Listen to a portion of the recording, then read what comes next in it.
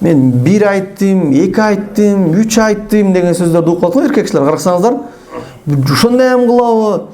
Жок, ондай эмес. 100 айтыш керек болса. Жок, ошол жерге кичине шаардагы условия түзүп коюш. Анткени ал 1 жыл дегенде нааразы болот дагы ажырашат ол үй бүлөчү.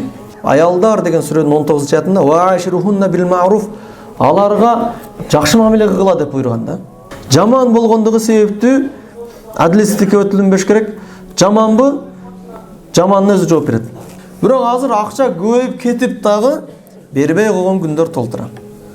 Бул Кудайдан коркпогондуктан кабар берет. Биздин келишимизди ким белгиледи? Аллах белгиледи. Азыр бир чекеден окуйбуз.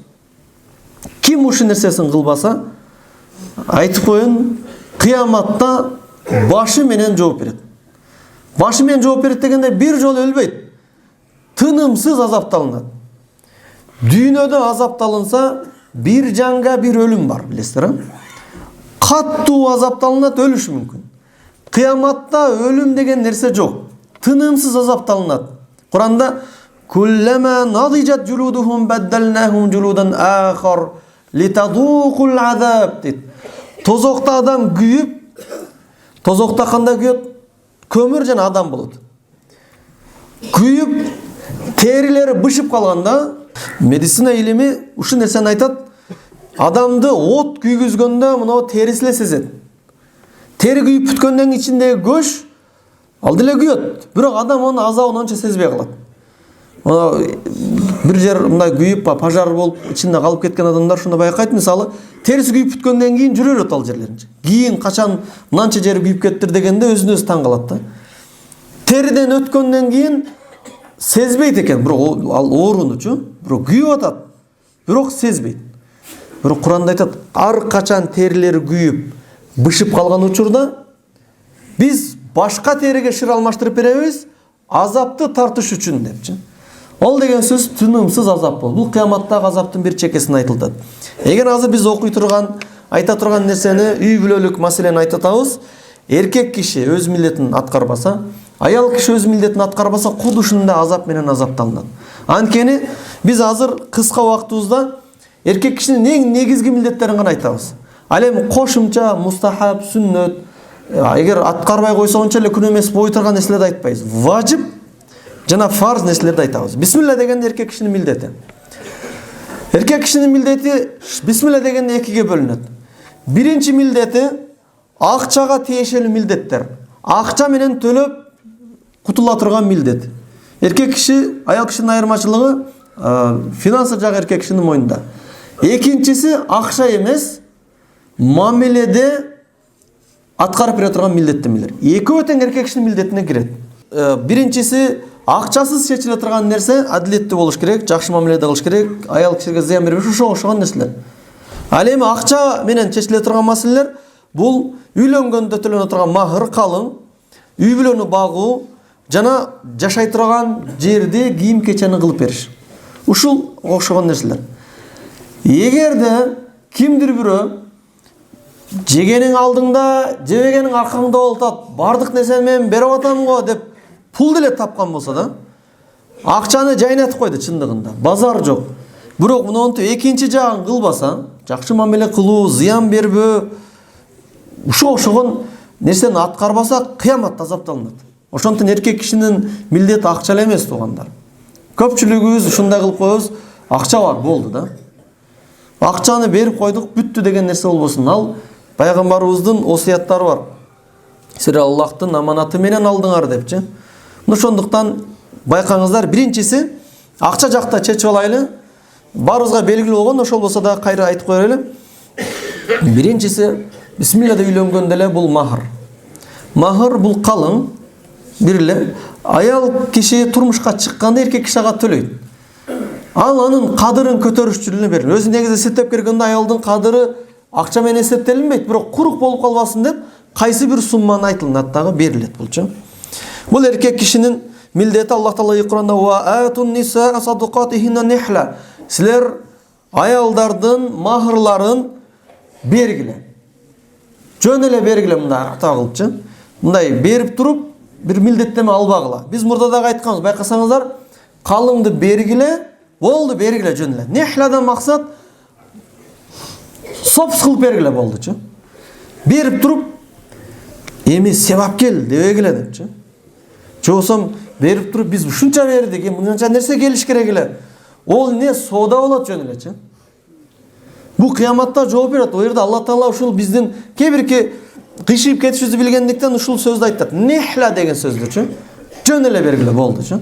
Бирөө калымды бердиңиз, келин эч кандай себап көбөсө, мурдун тырышпасын, кыйбат кылбасын, жүзүнө салбасын, айтпасын деген сөз болчу. Эми алып келген болсо башка маселе, бирок аны эмне кылбаш керек? Алып келиш эсебине бербегиле. Болду, берди. Биз мурда дагы ушул жерде айтканбыз. Эми сеп кылып алып келген болгон болсо, муну байкаңыздар.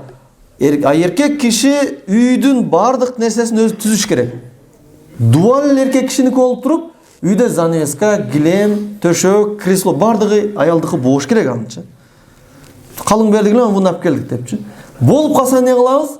Болуп калса ушуну эсептеш керек. Канча нерсе келди, кайтарып берип коюш керек. Каласаң өзүң иштет, каласаң өзүң аны кайната кылса керек да, мен мынаны алың дагы, болду, ыраазы болдум. Анткени бул меники болсун. Эми алып келбей десем, кой десе алып келдиңиз, Кудайга шүгүр аз акча бар, мына расчет кылып коелу деп туруп кутулуп коюш керек. Анткени үйдүн ичиндеги нерселердин бардыгы эркек кишинин милдети. Экинчиси нафака, аял кишини багыш. Нафака тамак, жашай турган жер, анан кийим кече, ушул нерселер берилиш керек. Эми алхамдулилла азыр сонун заманда жашап атабыз. Бардыгы эле үй бүлө колдон эркек кишилер ушул нерсени өз убагында кылып бергенге аракет кылынат. Бирок кылбагандар дагы бар албетте. Илгери кыйынчылык заман болгон убакта эркек киши өзүнүн кечки иштегени ham жетпей калып, ушул эптемей баккан күндөр болгон чындачы. Бирок азыр акча көбөйүп кетип дагы бербей койгон күндөр толтура. Бул Кудайдан коркпогондуктан кабар берет. Ал кайсы нерседен бербей коет? Мына бисмилла дегенде үй бүлө ажырашканда курсанчылыкта ажырашпайт да, туура. Ким эле мисалы ажырашканда мындай сүйүнүп кетип, бир жакшы көрүп ажырашат, туура. Бардыгы уже мүнөздөрү бири-бирине туура келбей, бири-биринен зулум көрүп, кыйналганда ажырашат. Мейли ол ажырашты, бирок Аллахтын өкүмүнөн кетпеш керек. Ажырашкандан баштап иддасы чыкканга чейин эркек киши багып тура бериш керек. Ажырашты, үйдөн кууп чыгып койду, элестетиңчи. Эми ол атасынын үйүндө жашайбы, же башка жерде квартирада жашайбы, эркек киши ошону багыш керек эле. Толук нике бүткөнгө чейин. Анткени идда бүткөнгө чейин анын шар'ий өкүмдөгү аял эсептелинет. Муну таштап коюлат. Муну ушул жерде эскертилет, берилиш керек. Экинчиси, ажырашылгандан кийин балдар ташталынып калынат. Акча бар, бирок баягы көчөштүк бар, ого көчөшөт, буга көчөшөт. Бир экөөсүнүн сөзүнө чөшөт.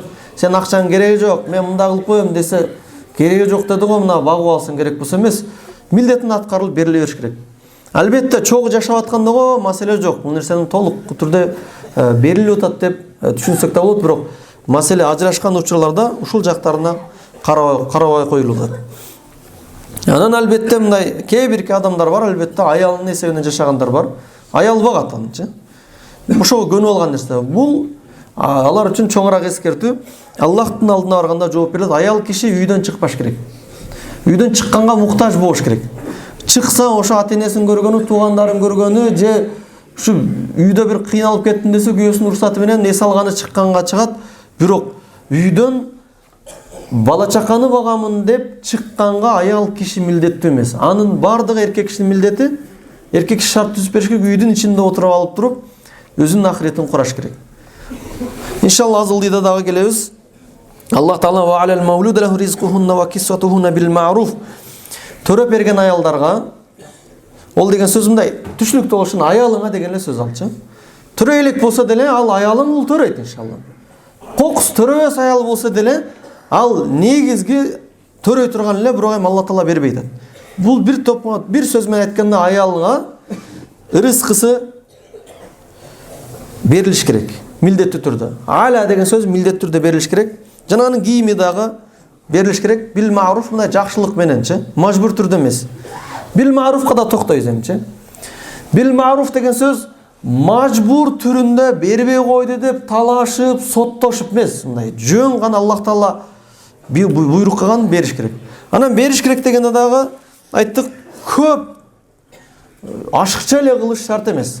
Главный ошол шариаттын өкүмүндөгүдөй кийим болуш керек. Элден кем болбой турган деңгээлде, ашып кетпей турган деңгээлде, авраттары жабыла турган деңгээлде берилиш керек. Бирок эркек киши пулу көбөйүп кетип туруп, шариатта жакшы түшүнбөгөн себептүү шариатка каршы кийимдерди алып берген болбосо, ал милдетине кирбейт, тетирисинче кыяматта жооп берет. Мисалы аялына шариаттын өкүмүнөн сырткары чапташкан кийим, анча-мынча авраттар көрүнүп кала турган, жең көрүнүп турган, колу көрүнүп кала турган кийимдерди алып берген болсо, сыртка чыга турган. Эркек киши күнөөкөр болот ал нерсеге. Шар'ий кийимдерге гана милдеттүү. Анан бербей койгон адамдар, аялына бербей коюшу мүмкүнбү дейш, бербей койгондар дагы бар албетте, ашыкча не деп коебуз, саран. Bunday адамдарга дагы шариятыбыз өкүм кылат, бериш керек. Бербесе, аял кишиге уруксат берген, керектүү нерсесин күйөөсүнүн акчасынан алып иштете берет. Айтпайды эле, Анткени керектүү нерсеге келген учурда шарият ага өкүм берет. Пайгамбарыбызга арызданып, Абу Суфияндын аялы келген, бул бай, бирок сараң деген. Бизге керектүү нерселерди бербейт. Керектүү нерселер кандай дегенде, мисалы, аял кишинин кийим кечеси, балдарынын кийим кечеси, балдарынын тамагы. Азыр памперс кошулуп калды го жаш балдардыкка, илгери ансыз жашаган, азыр ошол кошулуп калды. Ошол нерселерге бербей сыгынса, алып койсо боло берет. Ол уурулукка кошулбайт, ал өзүнүн милдетин алган болуп эсептелет. Анан эркек кишинин милдеттеринен ошол бая эле айтып өткөн жерден бир өзүнчө айтып койролу. Үй турак жай кылып бериш керек. Бирок турак жай кылып бериш керек дегенде чоң касыр, дворец куруп бериш керек деген маани эмес. Эми болуп кетсе, аны куруп койсо эчтеке эмес. Бирок эң мезги нерсесин айтайлы, эң төмөн деңгээли аял кишинин өзүнүн бир комнатасы болуш керек. Ал комната эшиги күлүштөнө турган деңгээлде, өзү күлүштөй турган деңгээлде болуш керек. Аял киши хозяин болуш керек. Комнатага өзү каалабаган эч кимди киргизбей турган деңгээлде, Ошого тиешелүү комнатасы болуш керек. Жана аял киши зарыл нерселеринде, зарыл нерселер кандай? Жеш үчүн комнатадан чыгат да. Же неге барат? Туалетке барыш үчүн же душка түшүш үчүн чыгат да. Ошондо чыкканда күнөөгө бат калбай турган условия болуш керек. Же ушу комнатанын ичинде эле болуп калыш керек, же чыкканда он неге айтабыз? Күнөөгө батпай турган дегенде бир чоң үйдө көп семья жашаса. Эми ушундай деле жашап калат да, мисалы, туура бир үйдө 4-5 үй бүлөсү менен жашайт. Ошол учурда аял чыкканда кеңири туалетке кирип чыгып, кеңири ашканадан тамагын бышырып, кайра киргенде күнөө болбой турган деңгээлдеги не болуш керек? Комната болуш керек. Бул ушул жерде болсун, же бир сапарда жүргөндө деле, мисалы, кокус талалап, чет жерде иштеп калганда деле ошондой милдеттемени түзүп бериш керек. Баягы акчаны экономдойн деп туруп, эконом кылып туруп, жанагы өтө тар жакта жашап, тамак бышырыш өзүнчө кооптуу боло турган, же болсо башка эркектерге аралашып кете турган жердеги кооп болбош керек ал жерде, Биздеги ошол үйлөр бир үйдө 3-4 бир тууган үй бүлөсү менен жашайт, али бөлүнө элек, бул шартка жараша. Бирок ошондо шарттар түзүп коюш керек. Албетте жолугун салынып чыгат дагы, тамагын бышырып, кайра кирип кеткенге мүмкүнчүлүк болуш керек. Ал өзүнүн комнатасы бар. Туалетке дагы кеңири кирип чыга турган деңгээл. Бул төмөнүрөөк деңгээл, А бирок артыгында чек жок албетте. Бирок бир өкүм бар бул жерде. Кедей үй бүлө, бай үй бүлө. Мисалы, куда түшкөндө мындай болуп калат. Эгер кедей болгон бала ошо өзү теңдүү эле мындай кедей үй бүлөдөн үйлөнсө, анын нафакасы ошондой эле болот. Бирдей эле, Бирок бай үй бүлөдөн үйлөнүп калган болсо, бул эркек киши ортон алып бериш керек. Кедейдин нафакасындай эмес, байдыкындай эмес, деңгээлине жараша орточо. Орточо кылып бериш керек. А эгерде бай үй бүлө, байдын үй бүлөсүндө куда түшүп үйлөнгөн болмосо, анда байча кылып бериш керек. Мисалы, бир үй бүлө бар, өмүрү кранитти ачканда муздак суу көргөн эмес. Эми атасы ушуну эркелетип чоңойгон. Турмушка бергенде бир тоонун башына барып, туалетке барышынан бир 400-500 метрге бара турган деңгээлде кечке мал койду багып ушундай кыйнала турган жерге барса, ал жашай албайт алчы. Ошон үчүн шариятыбыз айткан, сал ол нерселер сал берирээк кылыш керекчи. Же ошол жерге кичине шаардагы условия түзүп коюш керек. Анткени ал 1 жыл дегенде нааразы болот дагы ажырашат ол үй бүлөчү. Ошондуктан ага башкача условияны түзүп бериш керек. Кичине жакындатыш керек. Албетте атасынын үйүндө кандай жүргөн болсо ошондой кылып эмес, кедей болгон болсо ошону ортон алып келиш керек да. Ошондой эле тетириси бай үй бүлө кедейден алды дагы, эми булар айылда эле чоңойгон эмчи. Буларга боло берет деп туруп, ошого жараша эле айылжан үйдө алып берип коюп туруп, ушундай кылып эле жашатканга эми болбойт. Анткени өзүң деңгээлиң жакшы, сал көтөрүш керек ал нерсени. Бул шариятыбыз ошол фикhi өкүмү ушинтип айтып берет иншалла. Аллах Таала Кур'анда бул тууралуу Талак сүрөсүнүн 6-аятында аскинухунна мин хайсу сакантум мин вуждикум деп айткан. Кур'ан кандай гана түшүнтүү берген, аялыңарды жашаткыла ушундай деңгээлде силер өзүңөр жашаган деңгээлде. Мин вуждикум деген силер тапкан мүмкүнчүлүгүңөргө жараша өзүңөр жашагандай кылып жашаткыла деген. Муну эмнеге айтылат? Кээде экинчи семьяны алганда ушундай болуп калат. Экинчи семьяны алган убактарда, үчүнчү семьяны алган убакта адилетсиздик кетип калат да бир азчы. Так арзаныраак вариантта калганга аракет кылат да. Ушуга ыраазысыңбы? Болду деп туруп ошол нерсе деңгээлге таштап койду. Өзү негизи бар акча. Бирок ушинтип эптемей калганга аракет кылып, андай эмес. Аны дагы мына өзүңүн күчүң жеткен деңгээлде жашат депчи. Анткени мына өкүмдөрдү биз карап койгон болмосок, Аллахтын алдында бизге азап боло турган өкүм. Аллах Таала өзү сактасын. Бул иншалла акча менен чечиле турган маселе. Ушул нерселерди шариятыбыз буйругандагы аткарабыз туугандар. Эми акчасыз чечиле турган маселелер бар туугандар. Эркектин милдети биринчиси адилеттүү болуш керек. Адилеттүү бардык учурда. Кандай адилеттүү? Адилеттүү дегенде биринчи зээнге келе турган нерсени айтып коелу, андан кийинки нерсесине өтөбүз. Бирөөнүн көп аялы болсо, ошол аялдардын ортосунда теңдикти кармаш керек. Бирөөнүн артыкчылык, бирөөнү кемчилик кылып зулум болбош керек. Кыяматта хадис бар, ким зулумду кылган болсо, ошол аялдар арасында кыяматта жарым иштебеген абалда шал болуп кыяматта тирилет. Ошондо көрүнөт, палан уже зулум, залым болгон экен депчи. Аллахтын алдына барганда ушундай кор абалда барат. Аллах өзү сактасын. Экинчиси дагы бир адилеттүү болуш керек. Кээде аял киши жаман көрүнүп калган учурда ага ошо зулум кетиле берет, адилетсиздикчи. Мисалы ката кылды пенде, бирок ошо катасы себептүү өмүр бою ага башкачараак зулум кылат. Ушул нерсе дагы бул эркек кишинин өзүнүн милдетин аткарбаган болуп эсептелет. Аллах Таала Кур'анда айткан: "Ла яжриманнакум шанаана кауmun алла та'дилу." Бир коомдун, ушул адамдардын силер жаман көргөнүңөр силерди адилетсиз кылып койбосун. Бар го, мисалы, бирөөнү жаман көрөсүң, onu жакшылыгы ham көрүнбөйт. Onu көрө албас деп койсоң, көрө албас болуп кетесиң да, туура? Мындай иштерди кылып койдуса, ол мындай деп. Бирок ошо адилетсиздик сөз ал жердечи. Жакшылыгын жакшылыгындай баалаш керек, жамандыгын жаман. Бул адилеттүүлүк болуп эсептелет. Ошондой нерседе бир келин ол мүнөзү начар экен, болду. Эми мүнөзү начар экен, болду. Ошону кечке аны эзиш керек. Бул эзген ушул нерседен адилетсиздик болуп эсептелет. Жаман болгондугу себептүү адилетсиздикке өтүлүнбөш керек. Жаманбы? Жаманны өзү жооп берет. Анан экинчи милдет жакшы мамиледе болуш керек. Хуснул муашара. Аллах Таала Кур'анда Ниса сүрөсүнүн 19-аятында, аялдар деген сүрөнүн 19-аятында "Ва аширухунна бил ма'руф" аларга жакшы мамиле кыла деп буйруган да. Эркек кишилерге, ошо бизге милдеттериңер жакшы мамиле кыла. Эмнеге дегенде, алсыз көп нерсени эркектей түшүнбөй турган нерсе. Баягы үй бүлөлүк маселени мындайча айтканда, жекече отуруп сүйлөшкөн учурда мындай болуп калат да. Мен 1 айттым, 2 айттым, 3 айттым деген сөздөрдү угуп калат го эркек кишилер. Карасаңыздар, ошондой ham кылабы? Жок, ондай эмес. 100 айтыш керек болсо. 100 айтканда ham болсо 101-чи айтыш керек. Анткени пайгамбарыбыз башында айтып койгон, заводской брагалар депчи. Монтип айткан эмес, ошондой деген хадис бар экен деңиздер. Алар кабыргадан жаралган депчи. Кыйшык. Түз эмес деген сөз да. Ошо кыйшык болудан пайдалангыла. Эгер тек койсоңор, ошол кыйшыгы бойдан алар тозокко кетип калат. Ашып касып кете берет да. Бирок аны ушул иншалла туура жолго алып келиш керек, бирок аны түздөбөгүлө сындырасыңар депчи. Эркек кишилердикинде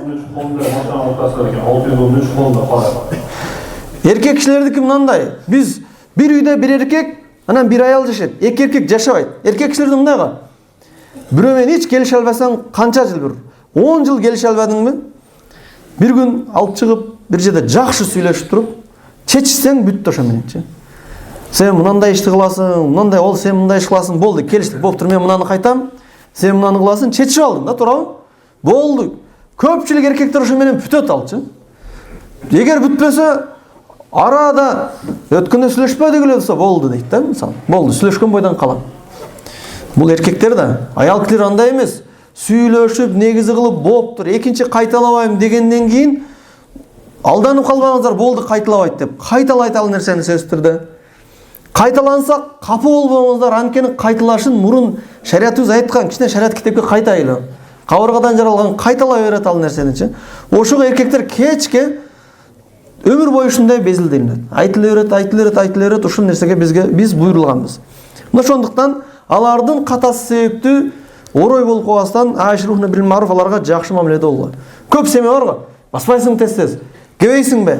Көп сүйлөөчү. Турчу бияка. Ушундай сүйлөнөт, туурабы? Неге дегенде баягы ошибкаларынан нерв жадалып калган да. Ондай эмес да. Бул кайталанышын биз настрой мурунураак болсо, бул келишимди бузушунчу. Мына нерв кетпейт да. Буга миң айтсаң ушундай кылыр, ошого зарайын айтып туруш керек. Ошондой кылат. Ошого нол сөздөрдү мейли бас. Сооп камал жерденчи. Жанагы бир улуу алымдардын айткан сөзү бар эле. Аялымды өттө урушуп кеткенде сен мени жаннатка киргизе турган болдуң. Мен сага сабыр кылып жүрүп жаннатка кирет экенмин депчи. Бул мындай жакта уруша турган эле сөз. Мен сага сабыр кыл, ол дегенде сен мага зыян берип атасың. Өтө туура эмес кылтасың. Бирок мен Аллах үчүн сабыр кылып атам, бирок ушунун аркасынан жаннатка кирип кетем депчи. Мындай катуура ошондой жакка өтүш керек. Анткени биз мындай кылып орой тие турган болбосок, Аллах Тааланын буйругуна каршы келет. Аллах Таала аширухунна бил маруф, жакшы мамиледе болгула деген сөз. Муну пайгамбар саллаллаху алейхи вассаламдын жашоосуна карай турган болбосок, пайгамбарыбыздын аялдарда пайгамбарга катуу мамиле кылган. Бирок катуу мамиле кылгандыгы себептүү пайгамбар сразу орой болгон эмес. Бул катуу тийиш керек депчи. Мисалы, бир окуя Айша радиаллаху анха. Пайгамбарыбыз көбүнчө Айша радиаллаху анханын үйүндө конок келгенде, күнү ошого келгенде, сахабалар ошол жерде конокко келгенге аракет кылат эле пайгамбарга. Пайгамбар үйгө кирип сыйлайт. Ошол жерде азыр бизде ушундай окуя болсо, кандай мамиле кылышыңыз өзүңүздөр эсептиңиздер. Сиздер ушундай кыласыздар дебейсиз. Үй тар. 4-5 сахаба үйдө отурат. Ошондо Зайнап радиаллаху анха тамак берип жиберди. Анткени ушундай бир кыйынчылык, башка экинчи аялы таракында күндөшү тамак берди. Анткени ал үйдө тамак жок экенин билген дагы үйлөр жакын эле да шыр тамак берип жиберди. Тамак берип жибергенде эшиктен кимден берилет? Ушул комната ушундай эле дагы Айша радиаллаху анха комнатада 4-5 киши отурса, нары карап отурган. Бир эле комната болгон. Ашканасы, спальниси, гостиный бир жерде болгон ушулар. Келип тамакты салып беришкен. Келгенде табак кандай табак? Биз баягы таш каса, таш табак деп коебуз го, ушундай табак. Кимден келди? Зайнаптан келди. Пайгамбардын Зайнап радиаллаху анха ал сулуу аял болгон. Бирок акылдуу болгон пайгамбар. Бирок көбүрөөк Зайнаптан эмес, өзү башка Хадиша энебизден кызганган. Бирок ушул тамакты кегенде кызганычтын айынан муну семьясы көп агалар түшүнөт да, мисалы, не деген гана мүнөздөр чыгып кетет да. Тамакты алып келип туруп, тарс жерге койду, сынды. Тамак жок ушу мененчи. Муну мүнөздү караңыздар эмчи. Конок келди, эчтеке жок, артан тамак келди, барбы? Чал, мен тамак берем деди да, ошол. Эчтене тамак бердим деп берди. Тамак жок. Бизде ошондой окуя болсо кандай болот? Конокту чакырдыңыздар. Биз барып отурабыз да.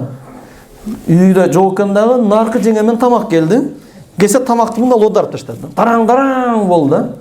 Эшикке чыгып туруп эле чалапыла бизге угузуп эле, эмне мүнөзүң көрсөтүп атасың? Болуп кетет да, туурабы? Бу ар бирибизде болуп кете турган нерсе да. А пайгамбарды кандай кылтат? Пайгамбар эмне кылды деп ойлойсуздар? Пайгамбарыбыз ар бир маселенин ордунда чечип кете берген. Айтты,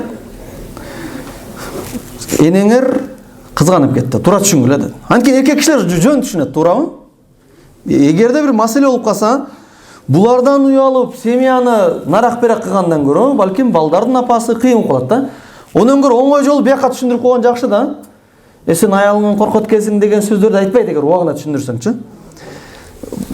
Момундардын энеси болгон пайгамбардын аялдарычы. Ошого айтат. Айша радыйаллаху анха чоң болсо эм мындай нерсени айтат. Силердин энеңер кызганып кетти, көрдүңөр. Дегенде сахабалар түшүндү, ооба, тамак жок деген сөз. Эми тамакка ыраазы болот. Тамак маселеси чечилди. Бурулду дагы Айша мына табак төлөйсүң деди да. Мына табак төлөйсүң. Анткени ката кылды, эми муну өзүнүн табагынан бериш керек. Бул табак дагы проблема болгон. Болду, маселе чечилди.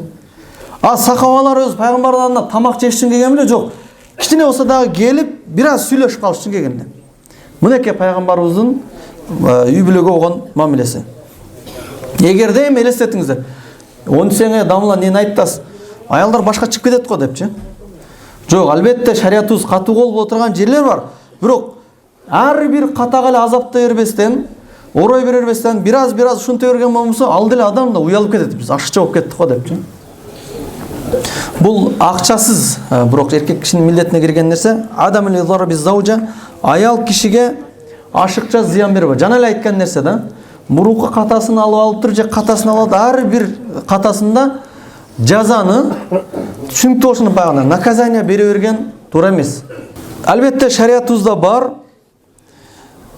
Эгерде аял киши туура эмес иш кылган болсо, эркек киши аны насаат кылганга же болбосо бир аз бөлүп коюп, неме тарынганга болот, же насаат айтканга болбосо урганга уруксат берген. Бирок урганга кандай? Кайры мубаррих, мындай катуу эркек тургандай эмес. Мындай колдун алыстан алып туруп чапканда бир жери көгөрүп кете турган жерде, бир жери кайрылып кете турган, сынып кете турган жерден эмес. Мындай уруп пайгамбарыбыз мисалы аялдар көп иш бергенде мындай неме менен түрткөн күндөр болгон, мисвак мененчи. Бул дагы керек болгон. Ушуну ашыкча кылып бербестен. Анткени бул нерсе дагы бар экен, бирок ашыкча кылмай жок. Кээде ачуу келип кеткенде ушундай болуп калыптыр деген окуялар катталып калат. Анткени ачуу келгенден ачууга тиет да баягы тийлер коркутуш үчүн эң немеган жери көгөртпөй турган, талытпай турган деңгээлде урса болот албетте.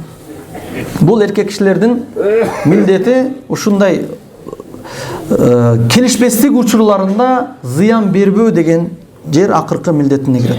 Аллах Таала баарыбызды шарият өкүмүн кармана турган жана Аллахтын алдында ушул өкүмдөрдү толук аткара турган пенделерден кылган болмосун.